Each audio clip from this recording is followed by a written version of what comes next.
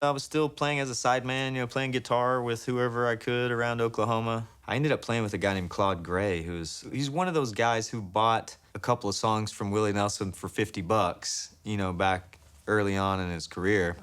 So through a friend, I ended up playing with him at the Willie Nelson 4th of July picnic.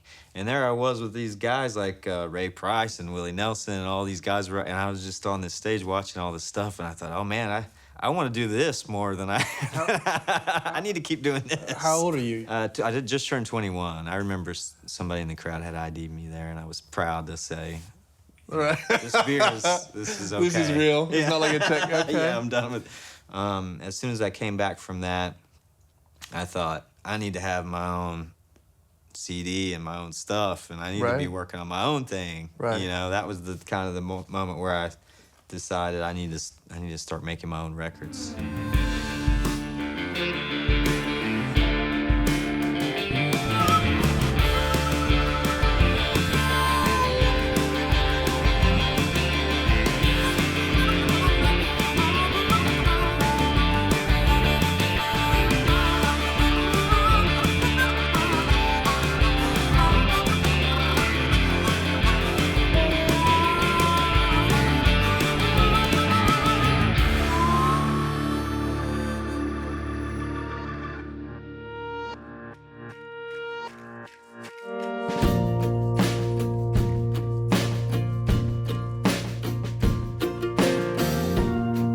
Telling the truth without any love offers that sharer a tremendous opportunity for brutality. It's a hell of a way for cruelty to bare its smiling teeth, carrying that alibi of honesty undistilled. And there's a place for that kind of truth, I guess. If you want to break something bad enough, just keep love out of it. The same way, love without truth is some kind of blindness. Love without truth is kind of like faith without clarity. The best of both is when they're holding hands. That takes a certain skill. Travis Linville has it. Listen to a couple of his warm late-night dirt road bar songs and you'll appreciate the capable musicianship and the shape of the song if you've got an ear for that type of thing. But it's the truth that gets you. He writes nostalgic stuff, journeyman stuff. He writes the kind of songs that make you wonder where they came from. They all feel like familiar photographs to someone else's memories, not all that different from your own. And we know the people in his songs. They're us. I sort of like combining the recording process with the writing process in my last few projects. Okay. So, I'll sort of start recording songs sometimes even before they're all the way finished. I'll start building tracks. Like, I'll have the song basically there. I'll kind of come in and start working on tracks, which, then in turn, I'm kind of hearing the tracks and it's in my head, and then the writing comes a bit easier. Mm-hmm. And sometimes all those things, people always ask what's first, is it lyrics first or music first or this first? And, for me, it's like, it's always all going on. If you're still writing when you're recording, a little bit like building your parachute on the way down. That's right. After you've already jumped out. Let me ask you this, do you find that on your albums that your songs are connected? In a sense, like concept albums. Like back in the day, like if you bought a vinyl record, like back in the day, way back there, you were like listening to essentially like a story versus like now where everything's about a single. I mean, do you find that your songs are connected whenever you're putting those albums together? Yeah. The interesting thing is that I don't necessarily set out for them to be that way, but maybe because of the process and maybe because instead of letting songs sort of collect over time and then having enough to make a record, a lot of times I am sort of writing and building them sort of all at the same time. And it's over a sometimes a long period of time or sometimes a really short period of time. And we were talking about first records and sophomore records. You have your whole life kind of to write your first record. There's songs like building up that you've been working on forever, and then when it's time to do another one, it's like you're starting from scratch. Right. I find that there are periods where I get really into writing songs, and I'll wake up every morning and work on lyrics, and I'll work on musical ideas. And then there are periods where I'll just go for a long time and not really think about it. Like I said, it's a craft. It's, get up and do the work. It's not, I feel like people like to perpetuate the idea that it's a magical thing that happens. you know, where it's all of a sudden it's a thing and the song comes out. And that does happen. There are some times it's just like it all seems real easy and it comes right out and then nothing needs changed and that's what it is. Right. I try not to think about the audience. What I do think about is how is it going to feel when I'm up there playing this song? You know, I want the song to still feel good that way because I feel like if it takes that on, then it's doing what it's supposed to do. And if I'm feeling it, then I feel like somebody else will.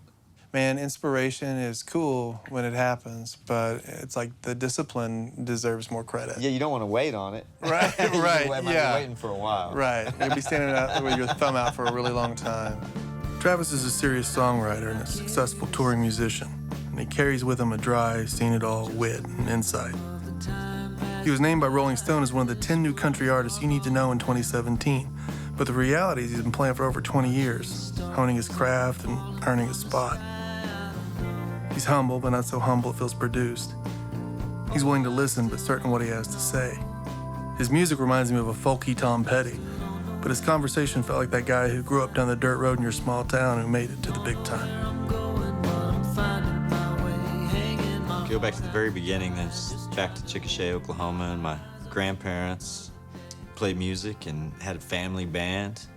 And my dad, my aunts and uncles all grew up playing music. And you know, I'd go over to my grandparents' house and there was just instruments hanging on the wall and they had a whole room with a stage and microphones and stuff. So they had music, you know, as part of the family. So were you guys just like playing at the house, or they actually have gigs? Both. They build horse trailers in Chickasha, Linville horse trailers, and they back in the 1950s, they'd buy advertising space on KWCO, the radio station, and when it was time for their ads to run, they'd just show up with their instruments. You know, play cool. music live on the radio every week as part of their thing. But yeah, they played dances and shows around, and so music in general always was a thing with my family and in Chickasha, and so it always just kind of felt like part of our life and something that was, you know, legitimate for me to pursue somehow.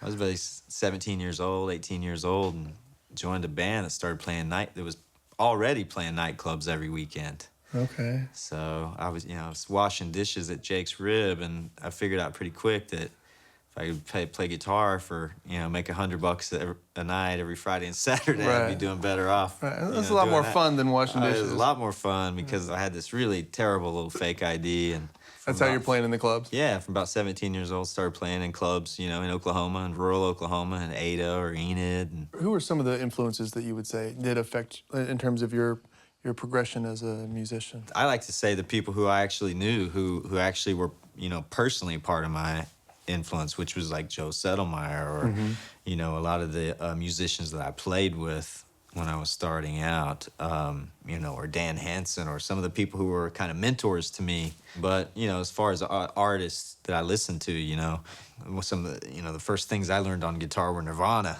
you know, and then the first thing, you know, I listened to 90s R&B more than I listened to country while I was playing country music in clubs. But, you know, once I started writing songs, it became more about that craft, you know. It became more about Bob Dylan, or it became more about Neil Young, or that kind of songwriters.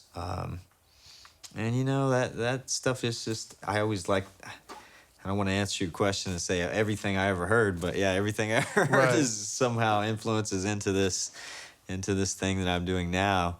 But, you know, I mentioned Willie Nelson earlier, and there was a period when I started doing my own original music, it was probably obvious to everyone that he was kind of my guy, you know, because I felt like he encapsulated that all cultures, all world, you know, version of country music that was different at the time, you know, that was, you know, combined the soul and the jazz elements and the folk elements with something that was also massively popular.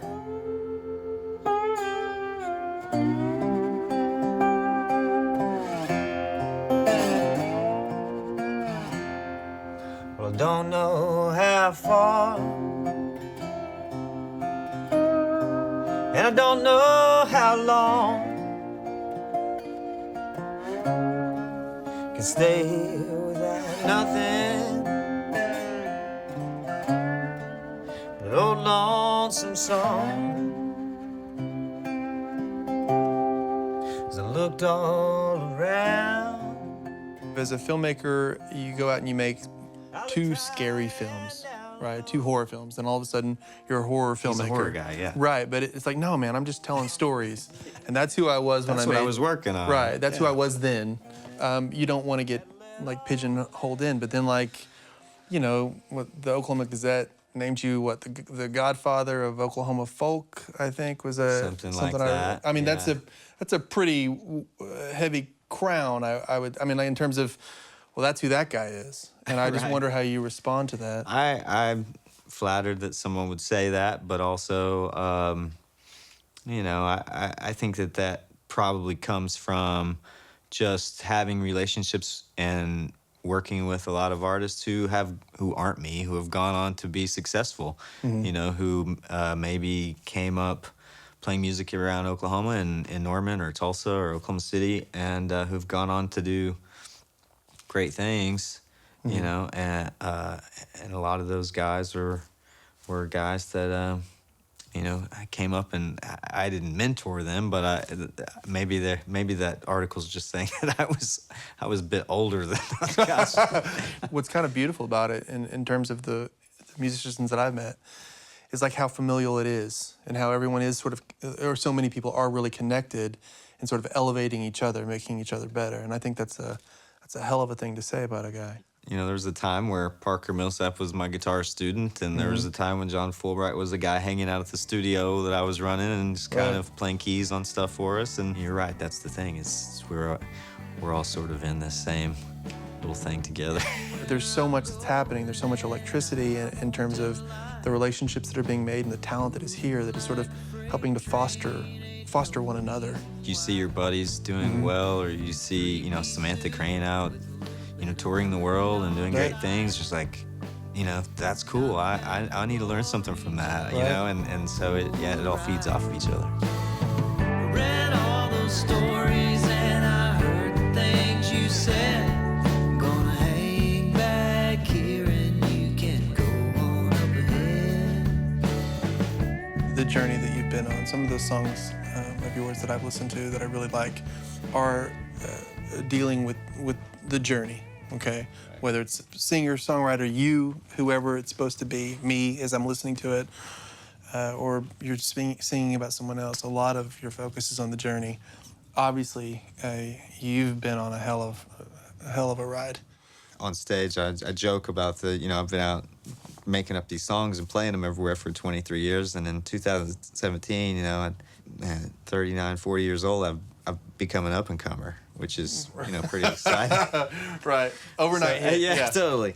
You know, from the years of being in the Birchie Brothers and sort of starting my original bands and playing in college bars and then playing solo shows and then people sort of asking me, say, hey, come play guitar on some things. You know, one thing just build to another, and you know, through touring with Hayes Carl, I sort of opened up this sort of more of a national thing. You know, he's dragged me all around the country and overseas and everywhere, and that sort of, you know, at least gave me a little peek into like, you know, this is doable. You know, you figure out how to navigate some of those things. So in the new world of you know, social media and all the ways that people are putting music out or getting discovered or getting undiscovered, you know, that I'm sort of thankful that I came up in this at a time before that where, you know, if you want to do this, just go out and play shows. Right. Like songwriting, it's like,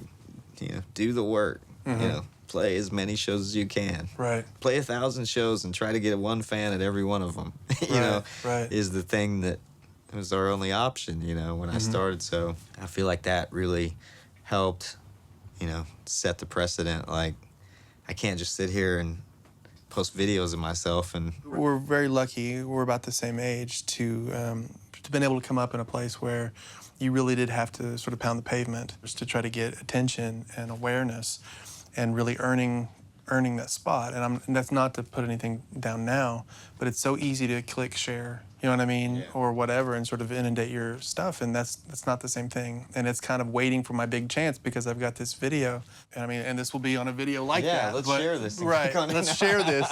But you're right. But it's like there's just a different mentality. It's that, like you mentioned, a journey. That's what I love about it. You know, I love to travel. I've you know, been able to get out and see the country and see the world and continue to make this circles, and you know, keep doing it as long as I can find places to go play these songs. Just wasting away. Travis will find the places to play the songs all over Oklahoma and the U.S. and the whole damn world, because authenticity and talent still count, because he's loaded up with both of them. Because at the end of every hard-earned day, Springsteen says, people still want to find a reason to believe. Travis is on a journey, 20 plus years in and all of a sudden here. And in his songwriting, he brings us along with him on that road. And he's not telling his truth or your truth or my truth. It doesn't work that way if you ask me. I hate the idea of your truth or my truth. That's a wall between us won't ever get scaled. There might be a billion perspectives, but there's only one truth. There's only one real, and that's our only hope, that common thing. It needs love in the sharing. And Travis Linville is doing that, telling the only truth that works with the love and warmth that it needs to reach us. We just gotta listen. Coming in hot, coming in high. Know if I can make it, know I gotta try. Well, this world's getting heavy, can't even sleep through the night. Gotta keep going, gotta hold on tight.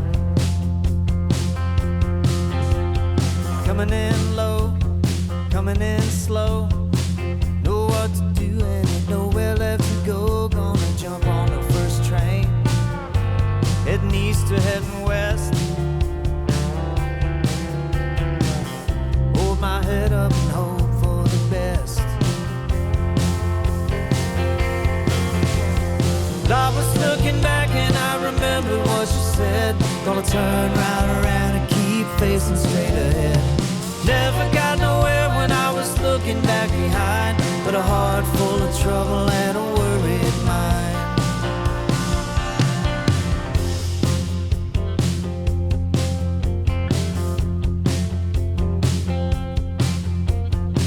Walking on fire, walking on ice.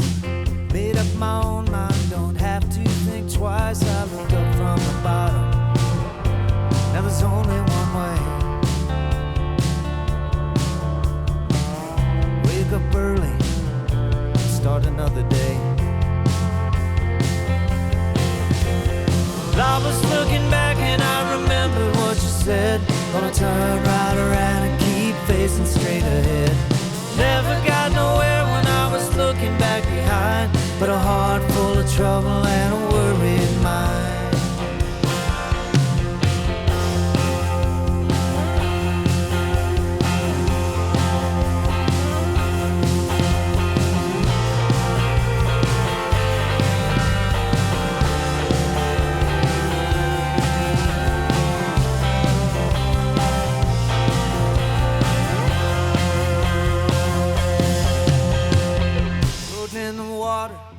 Floating in the sky, never been so broken, never been so high. Just been out here waiting, someone to throw out a line. Can't keep waiting, running out of time. I was looking back and I remember what you said. Gonna turn right around and keep facing straight ahead. Never got nowhere when I was looking back behind, but a heart full of trouble and a worried mind. Never got nowhere when I was looking back behind, but a heart full of trouble